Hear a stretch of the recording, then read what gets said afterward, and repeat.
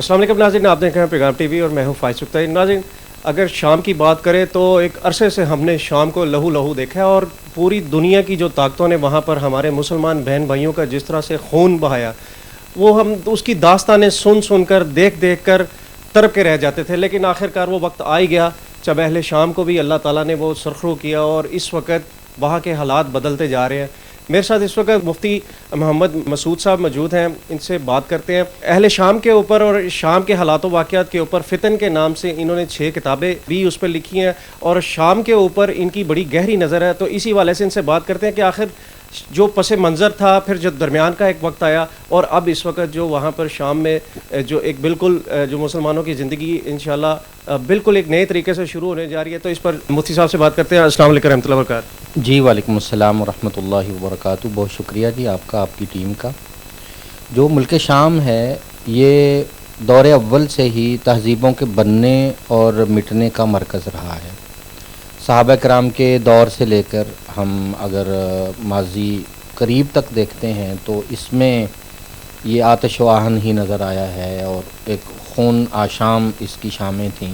رسول اکرم صلی اللہ علیہ وسلم نے شام کے متعلق بہت کچھ فرمایا۔ اصل میں وہ ہماری نگاہوں سے اوجھل ہے۔ جہاں رسول اکرم صلی اللہ علیہ وسلم نے دعا دیتے ہوئے فرمایا اللہم بارک فی شامنا، اللہ ہمارے شام میں برکت دیجیے، بلکہ یہاں تک فرمایا کہ ان اللہ تعالی عز و جل توکل علی بالشام واہلی، اللہ نے اہل شام اور خطہ شام کی حفاظت کی مجھے ذمہ داری دی۔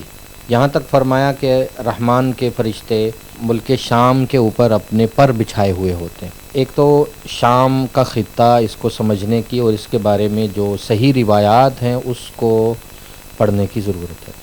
پھر شام صرف سوریہ نہیں ہے، لبنان، اردن، اور اسی طرح سوریہ، فلسطین، مقبوضہ فلسطین، یعنی کہ یہ کسی ملک کا نام نہیں ہے، ایک خطے کا نام ہے۔ ہاں جی، یہ ایک پورا خطہ ہے جسے اسلامی تاریخ میں بلاد شام کہتے تھے۔ یہ مختلف ممالک ہیں جو کاٹ کر اس کو 5 ممالک بنا دیا گیا۔ پھر یہاں ظلم کی بہت داستانیں ہوئیں، اہل سنت کا جینا مشکل کر دیا گیا، عزتیں لوٹیں، اور خون یہاں بہت گرایا گیا۔ یہ اس کو اگر ہم ایک نام دیں تو یہ انبیاء کی وہ سرزمین ہے جس نے ہمیشہ ہی داستانیں رقم کی ہیں، عزم و ہمت کی، شہادت کی اور شجاعت کی۔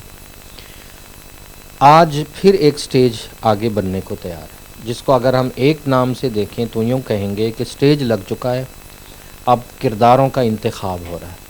اور رسول اکرم صلی اللہ علیہ وسلم نے اس دور کے بارے میں فرمایا تھا کہ میری امت میں 2 کیمپ لگیں گے، فسطاط و ایمان لا نفاق فی، مومن جس میں منافقت نہ ہو، ایک کیمپ تو وہ لگے۔ دوسرا فسطاط و نفاق لا ایمان فی، منافقت کا ایسا کیمپ جس میں ایمان کوئی نہیں ہو۔ تو آج ہم دیکھ رہے ہیں کہ جب جھاڑو پھرتا ہے، جب شجاعت دینی پڑتی ہے، قربانیاں دینی کی باری آتی ہے، تو تب پتہ چلتا ہے کہ ایمان والے کون ہیں اور نفاق والے کون ہیں۔ تو اب جھاڑو پھر رہا ہے اور کھرا اور کھوٹا الگ ہو رہا ہے، اور وہاں سے جو منافقین تھے وہ بھاگ رہے ہیں، اور اہل ایمان کو اللہ جل شانہ وہاں ترقی دے رہے ہیں، خوشحالی دے رہے ہیں۔ ظلم کا ایک تاریک سیاہ دور ہے جس کا خاتمہ ہے۔ وہ لوگ جو شرک سے لے کر قتل تک کا بازار گرم کیے ہوئے تھے، جہاں کہ بادشاہ کو خدا کا نمائندہ سمجھا جاتا تھا اور اس کے نام کے کلمے پڑھے جاتے تھے، آج وہاں اعلاء کلمت اللہ کی باتیں ہیں، اذان کی باتیں ہیں۔ 40 سال کے وہ لوگ جو جیلوں میں ہیں ان کو اللہ رہائی دے رہے ہیں۔ ہزاروں نہیں لاکھوں عزتیں عصمتیں پامال ہوئیں۔ تو اللہ جل شانہ نے اہل شام کی بات سن لی ہے، اور مستقبل کے حوالے سے 2 اہم ترین باتیں یہ عرض کروں گا کہ اہل شام کا شام میں مضبوط ہونا یہ اسلام اور اہل اسلام کے لیے انتہائی نفع کی بات ہے۔ دیکھیے، مستقبل کے حوالے سے رسول اکرم صلی اللہ علیہ وسلم نے جو نقشہ کھینچا جو سیاستہ میں موجود ہے، اس میں یہ ہے کہ سرزمین شام ہی حضرت مہدی کا مرکز خلافت ہے۔ عیسیٰ علیہ الصلاۃ والسلام کا مرکز نزول ہے، دجال کی قتل گاہ ہے، مسلمانوں کی ہجرت کی جگہ ہے، مرکز خلافت ہے، حضرت مہدی علیہ رضوان کا مدفن ہے، مسلمانوں کا مضبوط قلعہ، ہیڈ کوارٹر، فیلڈ کوارٹر ہے۔ حدیث شریف میں یہ سارے الفاظ۔ آپ اس کو اس طرح سے بھی ہم بات کو سمجھ سکتے ہیں کہ اگر قرب قیامت یا قیامت سے پہلے جب ایک دفعہ اسلام پورے طریقے سے رائج ہوگا اور اس کی حکومت ہو جائے گی تو وہ اصل مرکز شام سے ہی ہوگا؟ جی بالکل۔ رسول اکرم صلی اللہ علیہ وسلم ایک دن سوئے ہوئے تھے تو خواب میں اٹھے اور فرمایا کہ میں نے نور کا ایک ستون دیکھا ہے جو میرے سر سے نکلا ہے اور جا کے شام میں کھڑا ہو گیا۔ تو اس کی تعبیر یہ ہے کہ یہ خلافت کا مرکز ہوگی، اور اس کے یہ آثار جو ہے یہ نمودار ہونا شروع ہوئے ہیں، اور کچھ بعید نہیں ہے کہ یہاں اسلام اور اہل اسلام کا جو غلبہ ہے یہ حضرت مہدی علیہ رضوان کے صف اول کے لوگ ہوں۔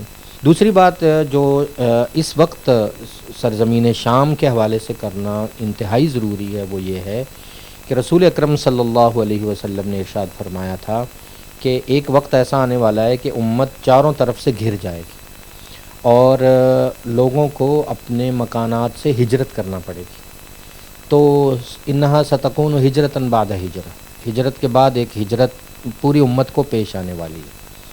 تو خیار الناس لوگوں میں سب سے بہترین لوگ وہ ہیں جو ابراہیم کی ہجرت گاہ کی طرف ہجرت کریں علیہ السلام، اور حضرت ابراہیم علیہ السلام کی ہجرت گاہ بھی شام ہے۔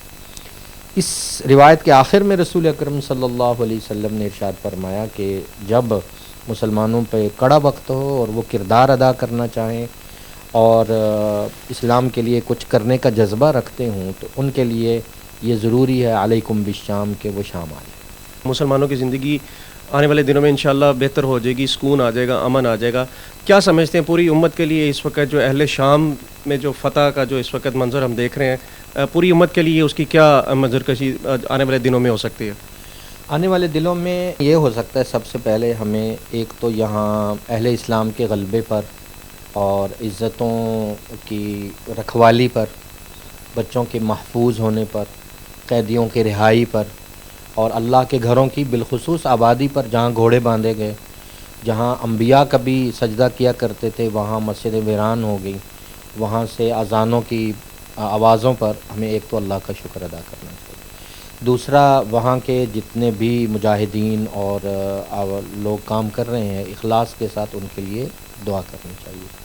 اور تیسرا، اس منظر کو اپنی آنکھوں کے سامنے رکھنا چاہیے اور یہ دیکھنا چاہیے کہ اس سے بات آگے کہاں جاتی، آگے اللہ کرے ہمارے دل کی آواز ہے، آپ سب کے دل کی آواز ہے، سننے والے دیکھنے والوں کے دل کی آواز ہے کہ یہ اللہ جل شانہ اس فتح کو اور آگے بڑھائیں، اور اسی طرح ہمارے کان یہ سنیں اور ہماری آنکھیں دیکھیں کہ اللہ نے اہل فلسطین کو بھی آزادی دی ہے اور ان کی عزتیں بھی محفوظ ہوئی ہیں اور مسجد اقصیٰ محفوظ ہاتھوں میں ہے۔